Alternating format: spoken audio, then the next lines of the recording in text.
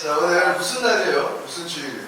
맥주 감사주일. 발음 잘해요. 맥주 아닙니다. 맥주 감사주일인데 이 절기에 관한 건 주보를 통해서 여러분들이 좀 살펴보면 좋겠어요. 솔로몬 왕 이후에 이스라엘은 이제 북이스라엘과 남유다로 이렇게 분단되게 되는데 이 북이스라엘은 주전 722년에 아수르라는 나라를 통해서 멸망을 당하게 됩니다. 그리고 이제 남유다는 최종적으로 주전 586년에 바벨론에 의해서 멸망을 당하기는 하지만 사실상 주전 605년 그때 당시의 왕이 누구였냐면 저기 보이는 여호야김 왕이었어요. 이 여호야김 왕이 바벨론에 포로로 잡혀가는 그때부터 이 남유다는 사실상 국가적 명맥이 끊어졌다라고 볼 수가 있습니다. 이렇듯 여호야김 왕을 비롯하여서 총 3차례에 걸쳐서 이스라엘 사람들이 포로로 잡혀가게 되는데 이때 1차 포로로 잡혀갔던 사람이 한 1만여 명 정도 됩니다. 이 1만여 명 정도 사람들 가운데 누가 있었냐면 다니엘과 세 친구들이 있었어요. 그때 이 다니엘의 나이가 15세에서 17세 정도로 추정이 됩니다. 여러분들 나이쯤 되는 거죠.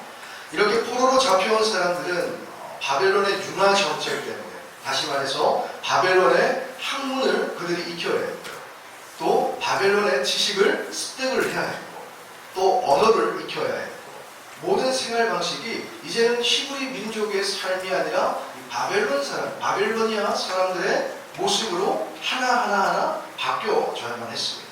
그리고 이름마저도요 바벨론식 이름으로 그들이 개명해야 했어요. 그래서 다니엘 1장 7절을 보게 되면 다니엘은 벨드사살, 또 하나나는 사드락, 미사엘은 메상, 또 아사라는 아벤노고 라는 이런 바벨론식 이름으로 불려지게 됩니다. 뭐 이름 하나 바뀌었는데 뭐 크게 대수냐라고 생각할 수 있지만 이 히브리 민족에게 있어서 이름이라는 건 굉장히 큰 의미가 있어요. 물론 여러분들 우리나라에서도 이름을 짓는다는 건 다 의미가 있는 거잖아요. 그죠? 그죠? 근데 이 히브리 민족에게는 더더욱 이름에는 의미가 있어요. 그 이름의 그 삶의 정체성이고요. 그 이름이 그 사람의 삶을 대변해 준다라고 볼 수 있었던 겁니다. 그래서 다니엘이라는 이름의 뜻이 하나님은 나의 심판자라는 뜻인데 근데 바벨론식 이름인 벨드사살로 바뀌면서 벨이여 나의 생명을 보호하소서. 하나님이 다니엘의 인생을 이끌어 가시는 주체자였는데 근데 바벨론 사람들은 그 이름을 바꿔버려서 하나님이 아니라 누구예요? 그 바벨론의 신이었던 벨이 다니엘의 인생을 끌고 가는 인생의 주인이 되도록 만들어 갔다는 겁니다. 이 청소년 시기가 얼마나 예민하고 그리고 생각이 많아야 되죠. 지나가다가 우리 남학생들 특히 그러잖아요. 어떤 여학생이 나를 쳐다봐. 그러면 우리 남학생들 어떤 마음이 들어요? 혹시 제가 나를 왜 쳐다보는 거야? 못생겨서 쳐다보는 건데 근데 혼자 김치국 마시면서 혹시 제가 나를 마음에 들고 있나? 데이트 신청할까? 네? 꼭 저렇게 한 번도 그런 경험 없는 친구들이 있던데 그렇죠? 직업이 이렇게 굉장히 예민한 시기가 여러분들 나이 때잖아요. 그렇죠? 근데 이러한 때에 다니엘은 어떤 경험을 갖게 되는 거예요? 자신의 나라가 멸망당했어요. 자신의 나라가 멸망당하니까 뭐 인격적인 대우를 받으면서 바벨론을 끌려갔겠어요? 아주 그냥 짐승처럼 줄에 묶여가지고 아니면은 뭐 쇠사슬에 묶여가지고 짐승처럼 끌려갔을 거예요. 그리고 자신의 민족성과 종교심의 교화를 위해서 강제적으로 자기가 원하지 않는 삶의 방식을 그가 체득해야 되고 또 이름까지 빼앗겼으니까 얼마나 그가 혼란스러운 삶을 살았겠습니까? 감사가 그의 삶에 나올 수 없는 그런 형편이었던 거예요. 오히려 내가 믿는 하나님이 과연 살아계신 분이 맞는가? 하나님이 살아계시는데 어떻게 우리가 이렇게 멸망을 하고 짐승처럼 끌려다니게 하고 이름도 바뀌게 만들고 삶도 이렇게 급진적으로 바뀌게 하실까? 얼마나 무능하신 하나님이십니까? 그런 불평이 나오는 게 더 자연스러울 수 있습니다. 그런데요, 놀랍게도 다니엘은 그러지 않았어요. 그는 어떤 상황 속에서도 하나님을 신뢰하는 거예요. 하나님을 의지했고 또 처해진 환경 속에서 그는 늘 하나님께서 이후에 이루어 주실 나중에 이루어 주실 그 희망적인 미래를 바라보면서 그는 기도하고 감사하는 삶을 살았습니다. 그 증거가 다니엘 6장 10절에 기록되어 있는데 함께 읽겠습니다. 시작. 다니엘이 이 조서에 왕의 도장이 찍힌 것을 알고도 자기 집에 돌아가서는 윗방에 올라가 예루살렘으로 향한 창문을 열고 전에 하던 대로 하루 3번씩 무릎을 꿇고 기도하며 그의 하나님께 감사하였더라. 하나님께서는 늘 기도하고 감사하던 이 다니엘에게 학문과 그 밖의 모든 것, 특별히 통달할 수 있는 지혜와 지식을 주셨습니다. 또 모든 환상과 꿈을 깨닫게 하셨는데 주목할 점은요, 이 바벨론의 그 당시에 있던 모든 마술사들, 또 점성가들보다 무려 10배나 뛰어난 지혜와 총명을 주셨다라고 성경은 기록하고 있어요. 이 멸망시킨 식민지에서 잡아온 포로였지만, 그런데 다니엘이 하는 게 어때? 굉장히 지혜로운 거예요. 굉장히 총명한 거예요. 그가 손대는 일들마다 뭐 다 잘 되는 거예요. 그러니까 느부갓네살 왕이 이 다니엘을 보면서 뭘 느낀 거예요? 야, 쟤는 뭔가 특별하구나. 내가 쟤는 포로이지만 데리고 써야 되겠다. 라는 이런 마음을 가지게 되는 거예요. 그래서 이 다니엘을 인정합니다. 그래서 느부갓네살 왕 밑에 많은 몇 명의 총리가 있었는데 그 중에서도 가장 높은 사람으로 이 다니엘을 세워줍니다. 흥미로운 것은요, 이 느부갓네살 왕 다음에 벨사살이라는 왕이 세워져요. 근데 이 벨사살 왕에게도 다니엘이 그 능력을 인정받아요. 더 놀라운 것은요, 이렇게 바벨론을 멸망시킨 나라가 어느 나라일까요? 페시아? 페르시아죠. 페르시아라는 나라가 바벨론을 멸망시켰는데 이 페르시아의 왕이 누구였을까요? 고시예요. 고시. 뭐 여기서 보게. 고레스라는 왕이에요. 이 고레스 왕도요, 이 다니엘의 능력을 인정해서 그야말로 이 다니엘은 죽을 때까지 하나님께 인정하고 하나님께 사랑받고 또 사람에게도 인정받고 사람에게도 사랑받고 존귀를 얻고 평생을 이렇게 귀하게 쓰임받는 삶을 살아가게 된다는 겁니다. 여러분들도 이 다니엘과 같이 그냥 한두 번 쓰임받고 그냥 뭐 이런 평범한 인생 되는 게 아니라 일평생 하나님께 쓰임받으며 살아갈 수 있기를 바랍니다. 다니엘과 같이 하나님께 인정받고 사람에게도 인정받고 하나님께만 사랑받고 사람에게는 뭐 저런 인간이 다 이런 이야기 듣는 게 아니라 사람들과의 관계도 좋고 사람들과의 관계에서도 사랑을 받을 수 있는 그와 같은 진정한 형통한 삶이 여러분들에게 이루어지시기를 예수님의 이름으로 간절히 축원합니다. 그런데 그러한 삶이 마음먹는다고 그냥 이루어지겠어요? 예? 뭐야 야 이거 스포일러인데 다시 넘겨. 이거 내가 시즌으로 한 건데 이거. 그래. 나 이거 설교 준비하면서 이거 여기서 터트리려고 내가 진짜 엄청 준비했는데 이거. 일단 모른 척하고 한번 들어봐봐, 알겠지? 다시 할게, 설교. 자, 여러분들, 그런 삶이 마음 먹는다고 되겠어? 내가 다니엘이다 하면 이렇게 감당이처럼 되겠어?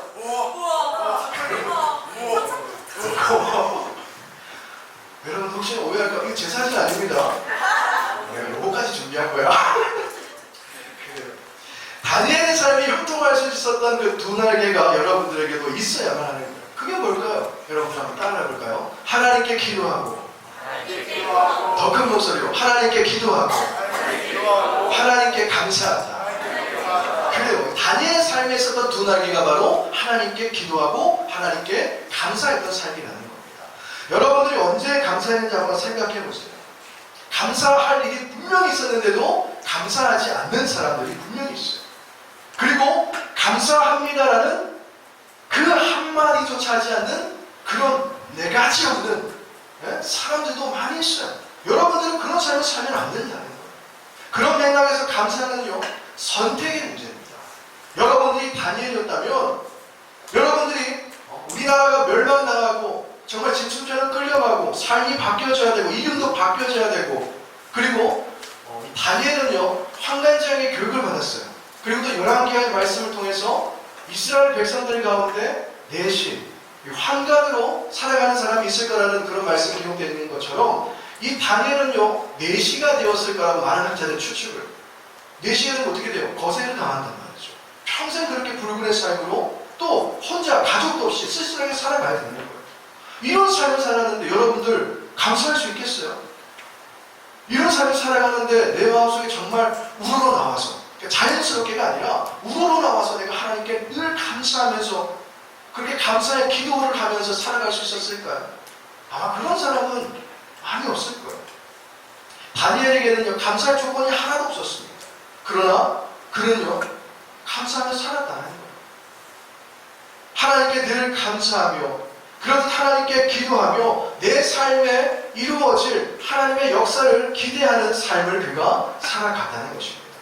하나님께 감사하며 살았던 다니엘의 삶은요, 우리가 이 다니엘서를 전체를 다니엘서를 읽어보지는 않고 있지만 이 다니엘서를 보게 되면 하나님께서 많은 것들을 이루어주세요. 이 다니엘을 통해서 꿈과 환상을 해석하게 하시고, 정말 우리가 아까 방금 이야기했던 대로 평생에 그는 하나님께 쓰임받는 삶이 되면서 실제로도 그가 감사했던 삶이 감사의 실체로 나타나게 됨을 우리가 볼 수가 있습니다. 이것이 감사의 능력이자 감사의 영성입니다. 오늘 본문에도 다니엘과 같이 감사하는 삶을 선택한 사람들이 아니라 사람이 나옵니다. 그 사람은 나병 환자였는데 11절을 보게 되면요, 사마리아와 갈릴리 사이에 이스라엘 골짜기를 예수님께서 지나가실 때에 나병 환자 10명이 있었는데 그 나병 환자 10명이 예수님을 부릅니다. 예수 선생님이여 우리를 불쌍히 여기소서. 그들은 왜 선생님이라고 했을까요? 예수님이 선생님이셨어요. 신이잖아요. 그렇죠? 구원자이잖아요. 왕이시잖아요. 그런 식의 표현이 더 합당한데 왜 나병 환자들은 예수님께 선생님이요 라고 이야기를 했던 걸까요? 이 한글 성경으로만 보게 되면 그들이 예수님을 단순히 교사로서 인식했던 것으로 우리가 오해될 수 있지만, 그러나 그러한 표현은 교사가 아니라 병을 고칠 그런 권위가 있는 분으로 표현된 단어입니다. 그래서 영어 성경을 보면 티처가 아니라 마스터로 이렇게 표현이 되어 있어요. 그리고 그들이 예수를 만나 멀리 서서 소리 높여놨다고 이야기를 하고 있는데, 여러분들 그렇게 간절하다면 멀리서 예수님을 부르면서 부탁을 할 것이 아니라 정말 간절하니까 예수님 앞에 와가지고 무릎이라도 꿇고 옷이라도 자꾸 흔들면서 제발 우리를 좀 고쳐주세요, 우리를 구원해주세요, 우리를 불쌍히 여겨주세요 라고 이야기하는 게 더 자연스럽지 않나요? 그런데 그들이 그렇게 하지 못했던 이유가 있어요.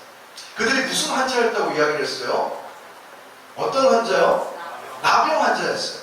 오늘날에는 이제 한센병으로 불리는데요, 이 나병은 몸속의 뼈까지 침투하는 이 세균의 활동 때문에 얼굴이 일그러지게 됩니다. 혹시 봤어요? 혹시 한센병자들 혹시 못 보셨어요?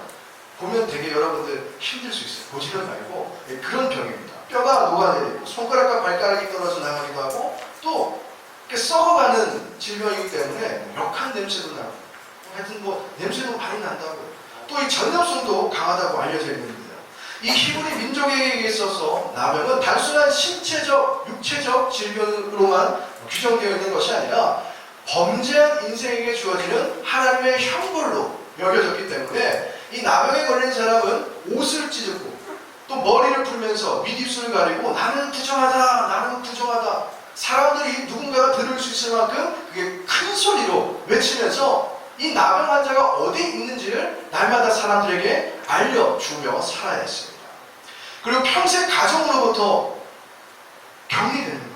평생 마을 공동체로부터 그렇게 떨어져서 살아가야 되기 때문에 그의 삶이 어떠했을까요? 심한 소외감, 또 박탈감, 외로움이라는 이런 이중삼중의 고통에 시달려야만 했고, 만약에 나병 환자가 이렇게 격리되어 있지 않고 동네 지나가는 그들이 이렇게 격리되어 있는 지역, 누가 혹시 지나가다가 그 사람들 근처에 이렇게 가게 되면 어떻게 되는 거예요?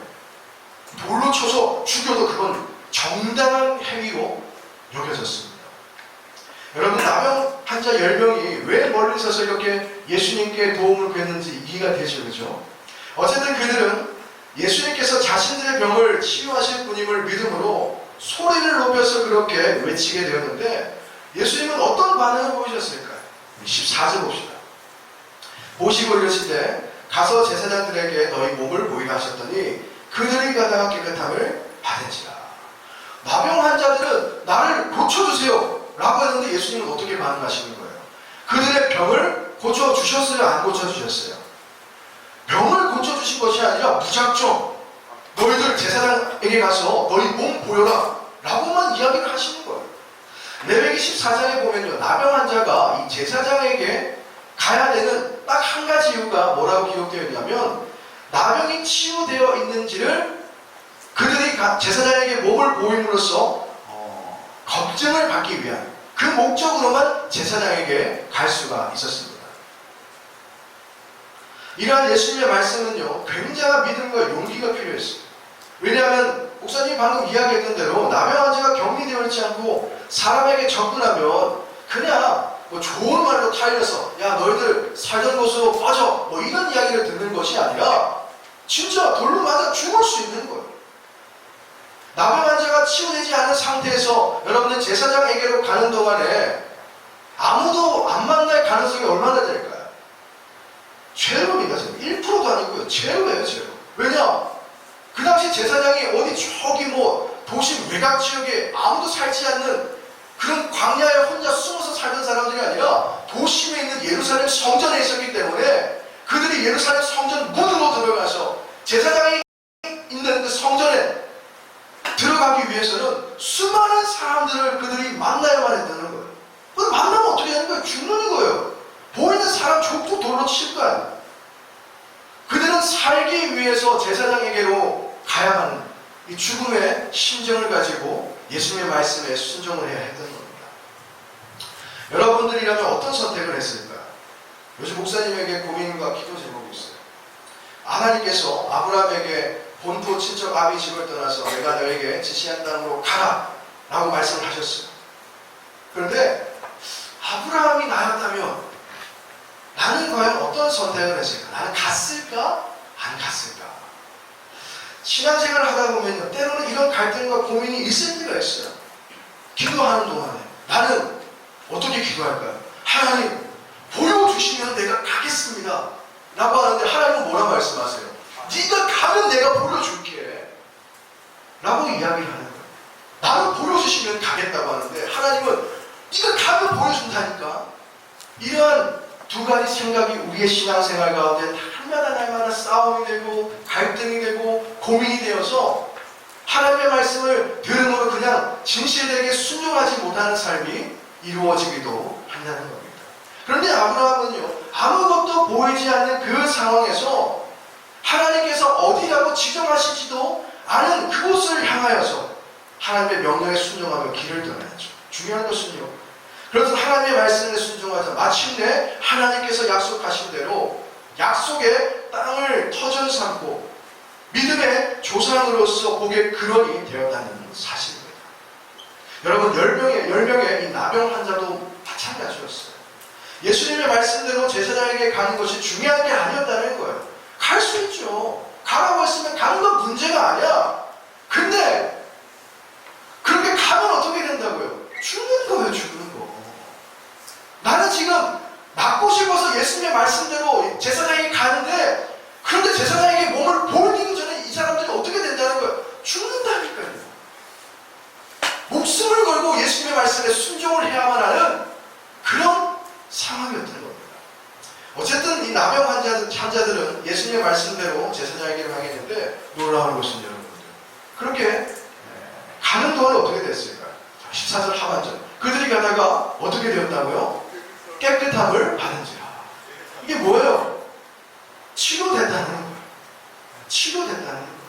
예수님의 말씀을 믿음으로 죽으면 죽으리라, 그런 결단을 가지고 제사장에게로 가는데, 뭐 정확하게 언제인지는 우리가 알 수 없어요. 성경에 기록이 없기 때문에. 근데 그렇게 예수님의 말씀을 듣고 믿음을 가지고 죽으면 죽으리라 제사장에게 가다가 어느 순간 보니까 어떻게 된 거야? 뭔가 냄새가 안 나. 뭔가 맨날 가렵다가 가렵지가 않아. 뭔가 자꾸 몸이 흘러내리는 것 같았는데 흘러내리지도 않는 것 같아.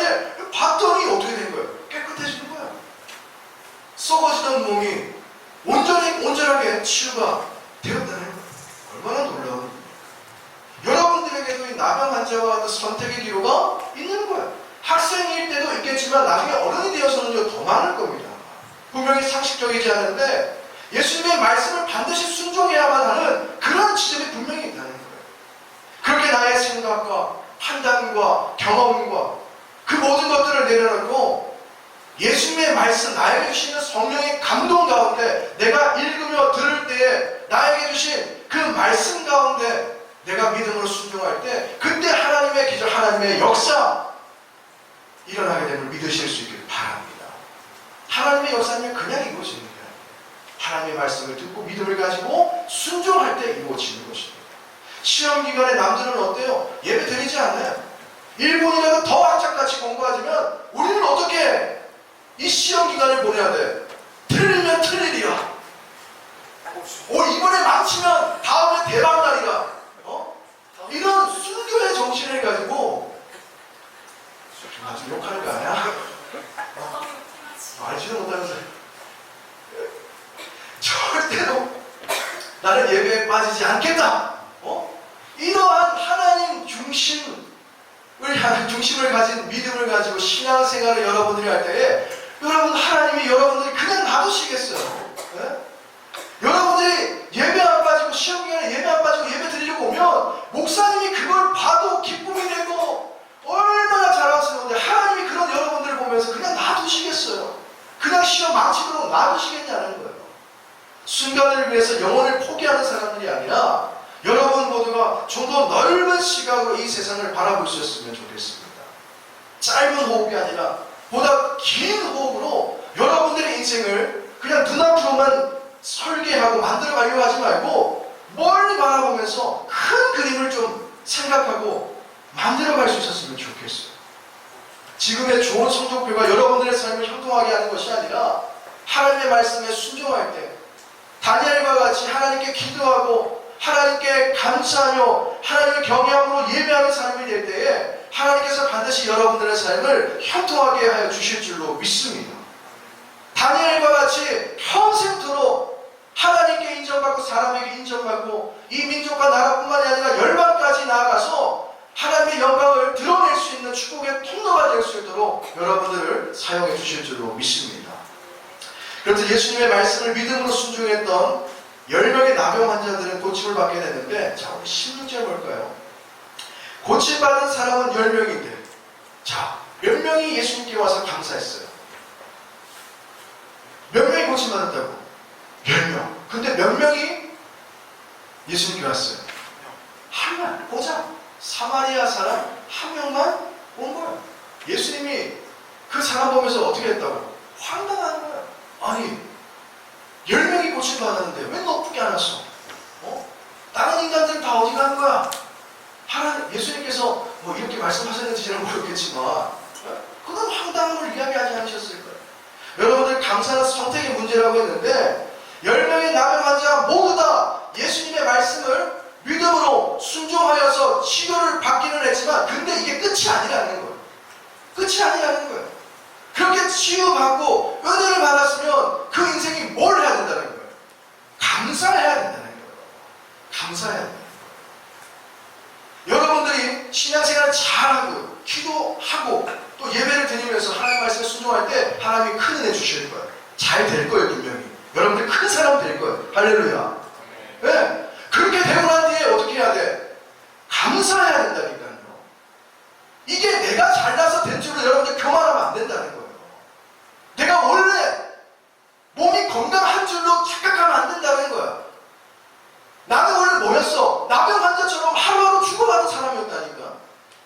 그런데 예수님의 은혜로 말미암아 나의 몸이 깨끗하게 치유되었으면 나는 뭘 해야 되는 거예요? 나는 원래 깨끗한 몸을 가지고 있었던 정상인이었구나 라고 생각하면서 내가 사랑하는 가족들이 그냥 돌아가는 게 아니라 이 사마리아 사람과 같이 예수님께 돌아와야죠.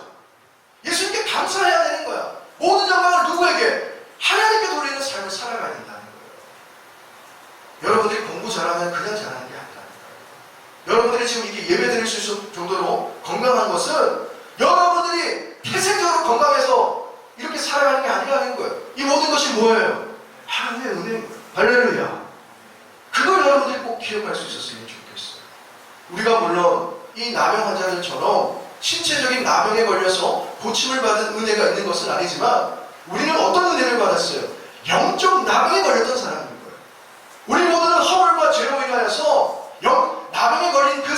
것처럼 하루하루를 천국이 아니라 지옥을 향해서 걸어가는 사람들이라는 거예요.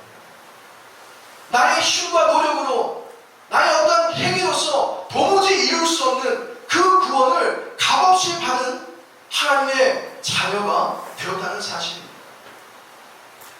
이제는 죄의 종이 아니라 의의 종이 되었고 마귀의 종이 아니라 하나님의 자녀가 되어서 지옥으로 향하던 그 발길을 끊어버리시고 이제는 돌이켜서 천국으로 나아갈 수 있는 그와 같이 그 누구보다 행복한 삶을 우리에게 베풀어 주셨다는 거예요. 이렇듯 구원의 은혜를 주신 하나님께 우리가 뭘 해야 된다? 감사해야 돼요. 여러분들은 살아가면서 우리 하나님께 얼마나 감사하며 살아가고 있습니까? 공부 못해도 건강하지 않아도 내가 하고 싶은 것들 이루어지지 않는다 하더라도 오늘 이성 친구에게 차였다 하더라도 그 모든 것들이 여러분들이 감사를 잃어버릴 수 있는 이유가 되어서는 안 된다는 거예요. 여러분들이 감사해야 되는 가장 근본적인 이유는 바로 내가 하나님께 구원받았다. 내가 하나님의 자녀가 되었다. 이 한 가지임을 꼭 기억하고 살아갈 수 있기를 바랍니다. 이 구원의 은혜를 여러분들이 날마다 기억하고 이 구원의 은혜를 날마다 붙잡고 이 구원의 은혜 가운데 기쁨으로 감사함으로 날마다 하나님께 나와서 영과 진리로 예배하는 것. 그렇듯 예배하며 들려진 하나님의 말씀을 붙잡고서 오늘도 하나님의 영광을 위하여 내가 살아가겠노라. 그렇게 결단하고 오늘의 최선을 다하면서 하루하루 성장하고 위대한 사람으로서 그렇게 자라나게 되는 것이 하나님의 마음인 거예요. 하나님의 뜻인 겁니다. 그것이 요셉과 같이 여러분들이 간절히 붙잡아야 될 큰 비전이 되어야 된다는 것입니다. 여러분들 이 땅에서 부자로 살다가요. 결국에 지옥에 가는데 그게 무슨 의미가 있는 거예요? 이 땅에서 아무리 건강하게 산들 죽고 난 뒤에 지옥 가면 그 건강에 무슨 의미가 있는 거예요? 여러분들 열심히 공부해가지고 하고 싶은 거 다 하고 난 뒤에 남들에게 떵떵거리며 살다가 그 큰 집에서 살다가 그 좋은 차 타다가 그 좋은 곳 다 여행하고 다니면서 결국에 지옥에 가면 그게 무슨 의미가 있는 거예요? 그런 것들은 이 세상에서 잠시 누리는 것들인데 영원할 것 같은 그런 삶이지만 그건 잠시예요. 그런데 죽음 이후는 영원이에요. 이제 더 이상 돌이킬 수 있는 방법이 없는 거예요. 기회가 없어요. 선택이 없어요. 끝인 거예요. 여러분들이 그 영원한 천국을 날마다 소망 삼고 우리를 구원해 주신 하나님의 은혜를 날마다 기억하며 늘 감사하며 살아갈 수 있기를 바랍니다. 다니엘과 같이 늘 기도하고 감사하고 이 사마리아 사람과 같이 내가 받은 그 은혜, 나에게 주신 그 은혜, 앞으로 내 삶을 이끌어 가시고 좋은 것으로 채워주실 하나님의 은혜를 바라보면서 기대하고 소망하면서 맥주 감사주의를 맞이한 여러분들의 삶에 날마다 그 감사가 회복되어지고 그 감사의 능력과 영성이 여러분들의 삶에 이루어질 수 있기를 예수님의 이름으로 간절히 축원합니다. 기도드리겠습니다. 하나님 아버지, 죄로 인해 죽을 수밖에 없는 저희들의 삶을 불쌍히 여기시고 독생자 예수님을 이 땅에 보내어주시고 우리 모든 죄를 짊어지게 하심으로 하나님의 자녀가 되는 구원의 은혜를 베풀어 주심에 감사를 드립니다. 나병 환자와 같이 우리들 또한 영적 나병에 걸려서 그렇듯 죽음에 이를 수밖에 없었지만 하나님의 은혜로 말미암아 온전하게 치유되고 깨끗하게 됨을 믿습니다. 하나님, 우리를 깨끗하게 하시고 용서해 주시고 구원해 주신 하나님의 은혜를 날마다 기억하며 늘 감사할 수 있는 우리 모든 학생들이 되게 하여 주시옵소서. 예수님의 이름으로 기도드립니다. 아멘.